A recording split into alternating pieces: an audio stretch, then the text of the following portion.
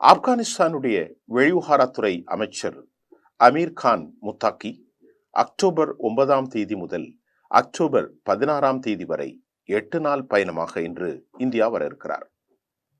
முத்தாக்கியின் வருகையை உறுதிப்படுத்திய இந்திய வெளிவிவகாரத்துறை செய்தி தொடர்பாளர் ரந்தீர் ஜெய்ஸ்வால், அப்துல் ரஹ்மான் அஜித் முத்தாக்கி அமீர் கான் முத்தாக்கி இந்தியாவுக்கு வர ஐக்கிய நாடுகள் பாதுகாப்பு கவுன்சில் அக்டோபர் 3 அனுமதி அளித்ததாகவும் இந்திய வெளிவிவகாரத்துறை செய்தி தொடர்பாளர் ரந்தீர் ஜெய்ஸ்வால் உறுதி செய்தார்.